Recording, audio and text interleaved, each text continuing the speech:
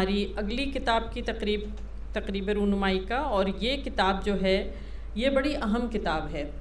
ज़ाहिर है कि सिंध में हमारे लिखने वाले सिंधी ज़बान में भी लिखते रहे हैं, और ज़ाहिर है कि सिंध की अपनी एक बड़ी तारीख़ है और बड़ी अहम सकाफ़त है और बड़ी रिच यहाँ की सकाफ़त है।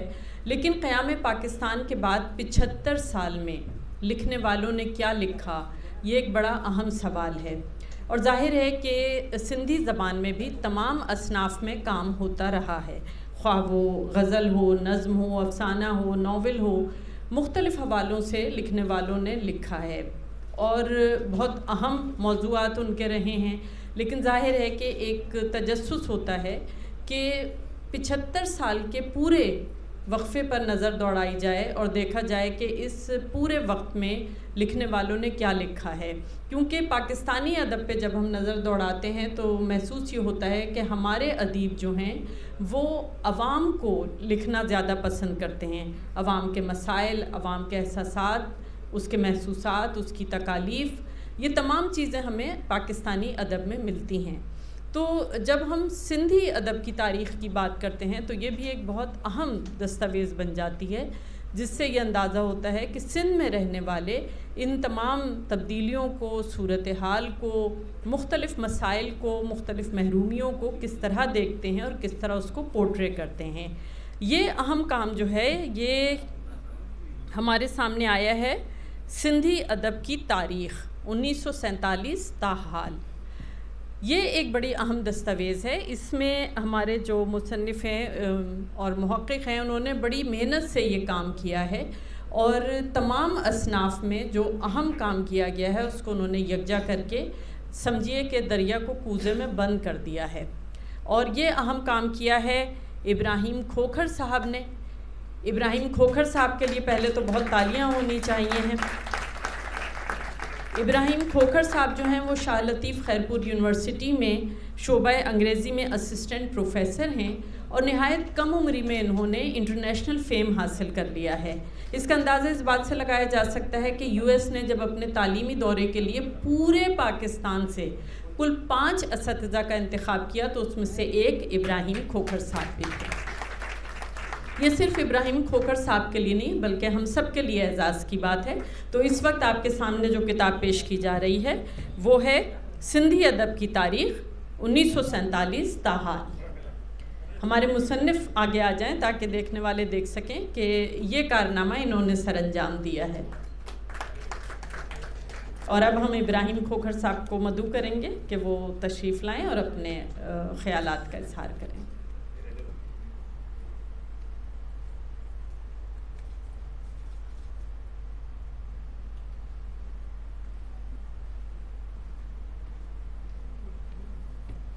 बिस्मिल्लाहिर्रहमानिर्रहीम। बहुत शुक्रिया ख़वातीन व हज़रात।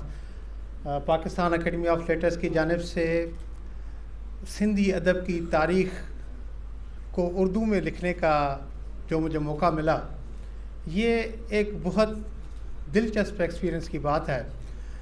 बेसिकली मेरी मदर टंग सराइकी है, मैं सिंध में पढ़ा हूँ तो सिंधी मेरी फ़र्स्ट लैंग्वेज है और मैं यूनिवर्सिटी में अंग्रेज़ी पढ़ाता हूँ। और जो किताब मुझे लिखने के लिए मिली तो वो उर्दू में लिखने के लिए मिली। तो this makes a wonderful experience. अच्छा, जब सिंधी अदब की तारीख़ लिखने के लिए मुझे ये काम दिया गया तो मैंने ये सोचा कि शायद मुझे अंग्रेज़ी में किताब लिखनी पड़ेगी, बिकॉज़ मैं अंग्रेज़ी में लिखने में ख़ुद को कंफर्टेबल फ़ील करता हूँ।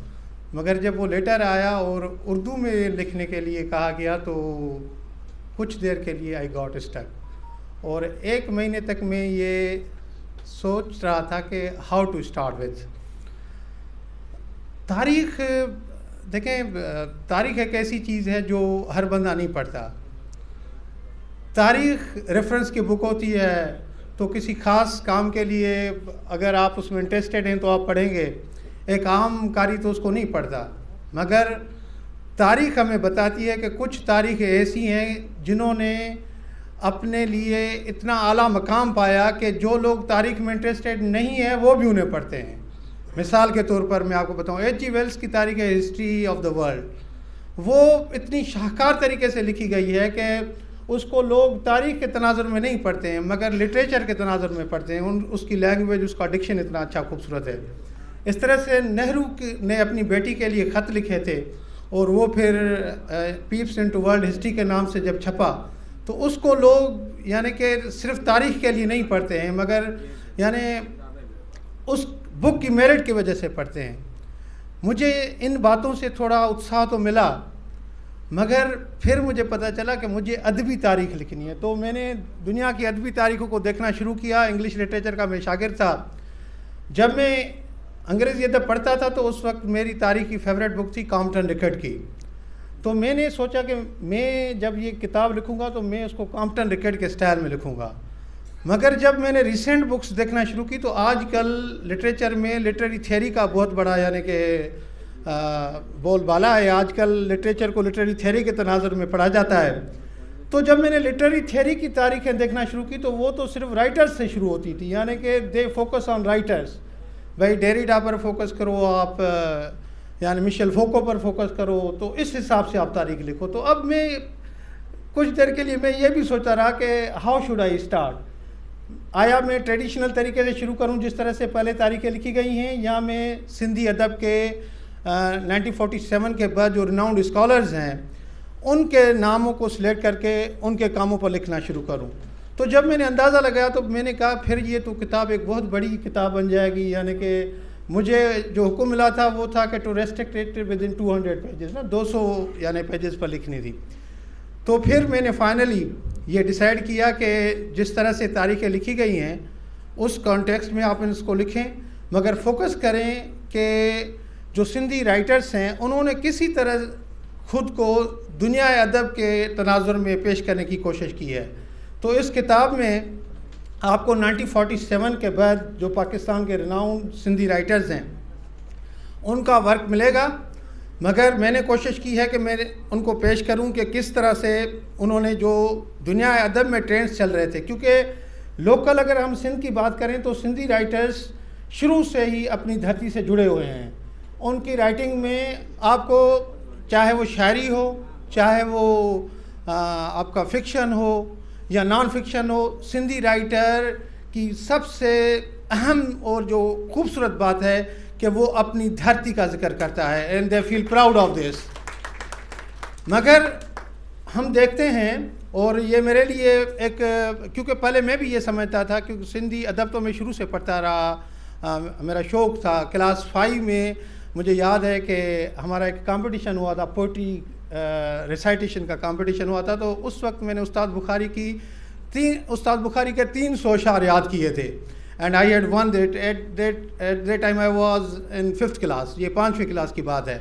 और मुझे मौका मिला, मैं खैर कंडियारों से ताल्लुक़ रखता हूँ, डिस्ट्रिक्ट नौशेरा फेरोज़ से। तो माशाल्लाह district Naushahro Feroz is rich in literary context. हमारी जो सिंधी अदबी संगत है उसका जो बुनियाद रखने वाला था गोविंद माली, वो हमारे ठारू शाह का था, तो वो हमारे इलाके का था। उसके अलावा सिंध का सबसे मशहूर शायद राशिद मोराई हमारा था, उनसे मिलने का मौका मिला, उनसे सीखने का मौका मिला। तो सिंधी अदब से मेरी मोहब्बत तो शुरू से थी, मगर कुछ यानी कि गलत फहमियाँ मेरे जहन में ये थी कि सिंधी राइटर्स जो हैं वो सिर्फ लोकल मौज़ूआत को जो है वो लिखने का यानी कि बनाते हैं, मौजू बनाते हैं। मगर जब मैंने इस पर काम शुरू किया, मुख्तलिफ बुक्स पढ़े और उनका काम देखा, तो फिर मुझे पता चला कि इतने हसास मौज़ूआत पर भी सिंधी राइटर्स ने लिखा है कि जहाँ पर इवन पाकिस्तान में कुछ राइटर्स लिखने में हिचकिचाते हों। मिसाल के तौर पर मैडम ज़रीना बलोच ने 80s के ज़माने में एक कहानी लिखी जीजी, और उसका थीम होमोसेक्सुअलिटी था। आप अंदाज़ा लगाएं कि सिंधी में 80s के ज़माने में एक स्टोरी आती है और वो इतनी बोल्ड स्टोरी है कि जिसका थीम होमोसेक्सुअलिटी हो। और उसके अलावा हमारे सिंधी राइटर्स ने शायरी में भी तो तजुर्बे किए ही किए हैं। सिंधी शायरी हमेशा मकबूल रही है।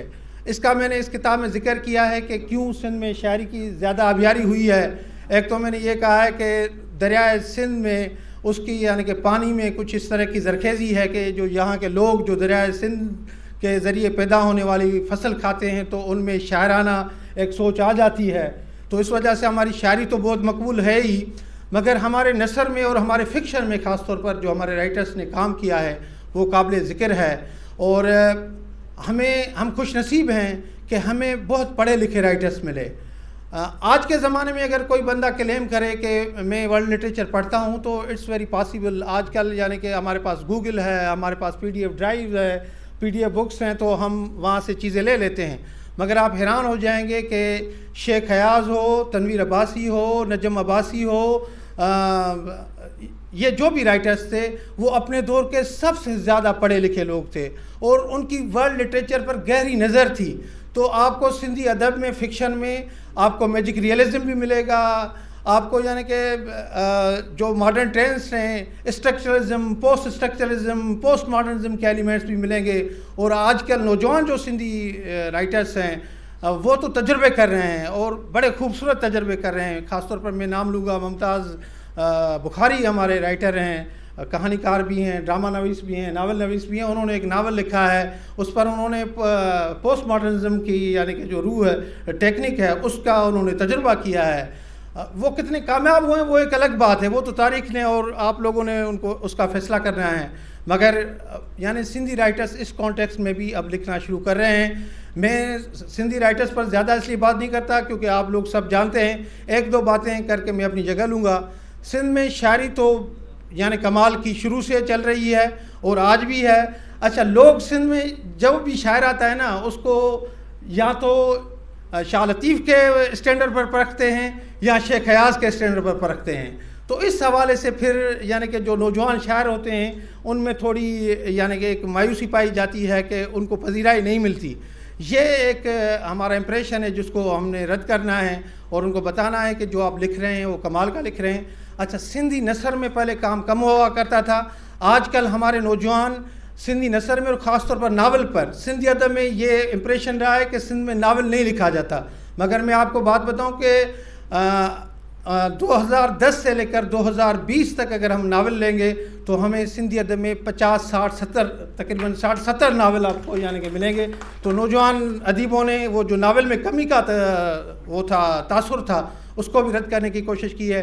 कुछ इस किताब में कुछ गलतियाँ होंगी, कुछ खामियाँ होंगी। अभी डॉक्टर शाहिर मेरानी साहब से मैं बैठा था तो कुछ इमला की गलतियाँ होंगी। तो मैंने अपने इंट्रोडक्शन में लिखा है कि इस किताब की जो खामियाँ हैं वो मेरी कम अक्ली और कम इल्मी की वजह से हैं और इस किताब में जो अच्छाइयाँ हैं वो सिंधी अदब की अच्छाइयाँ हैं और वो सिंधी अदब की खूबसूरती है। आप लोगों का बहुत बहुत शुक्रिया। Thank you very much.